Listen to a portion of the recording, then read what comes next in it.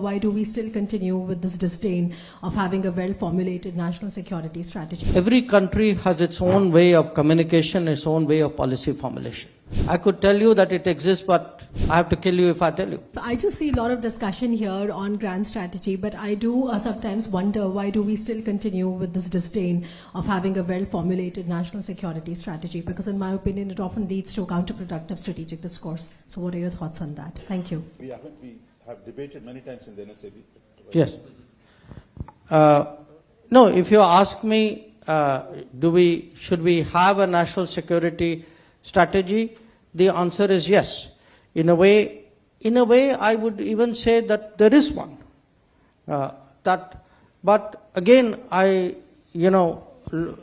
look, every country has its own way of communication, its own way of policy formulation.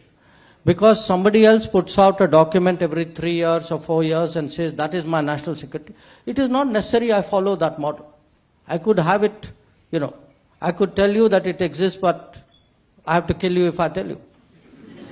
So the point is, look, different countries deal with this differently.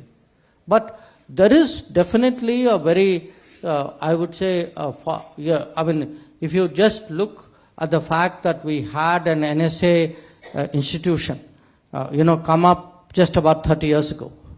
Okay.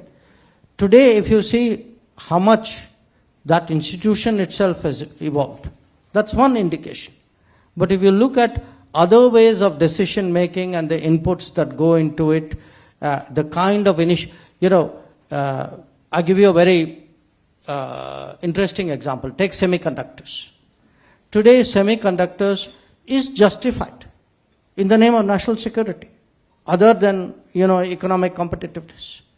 So there is, I think, a growth in the sense of what is national security in the country, and I think we would deal with it our own way.